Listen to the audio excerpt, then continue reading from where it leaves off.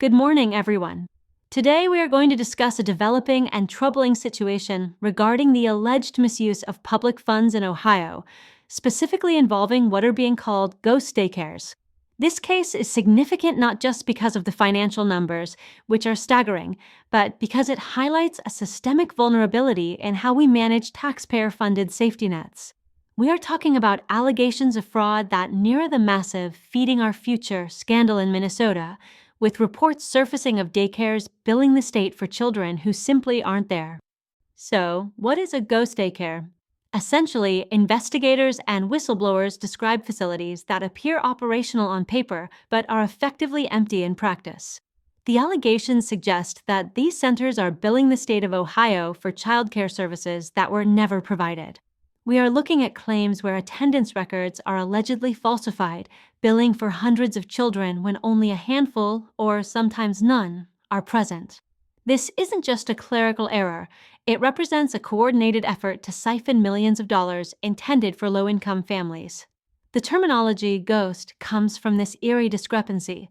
The paperwork shows a bustling business, but the rooms are silent.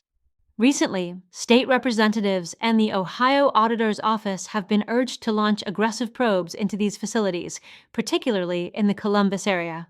This push comes on the heels of a $14 million fraud case in Minnesota, where similar schemes were uncovered.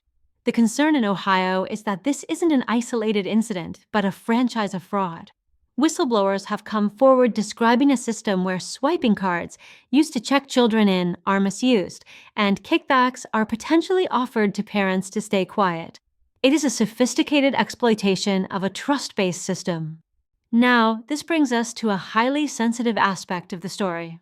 Much of the reporting has focused on networks operating within specific immigrant communities, particularly the Somali community in Columbus. It is vital, as we analyze this, to be precise with our language. As one whistleblower noted, the issue is not the community itself, which largely relies on these services honestly, but rather a specific group of criminal actors exploiting their own neighbors and the system. These individuals are accused of preying on vulnerable families, often coaching them to lie to investigators.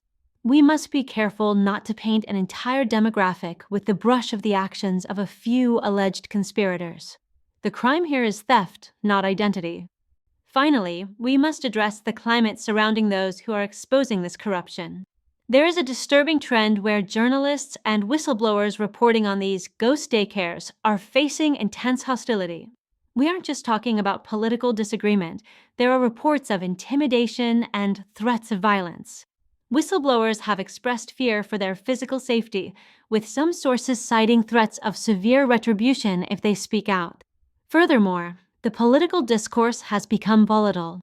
There are allegations that attempts to report on these facts have been met with aggressive pushback from political figures and media critics, who have reportedly tried to silence or discredit these investigations. This creates a dangerous environment where the truth is held hostage by fear, making the work of auditors and investigative journalists more perilous and more necessary than ever.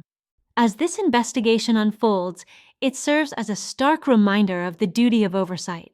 When we allow ghost institutions to stand, we don't just lose money, we lose the trust required for a civil society to function. Thank you.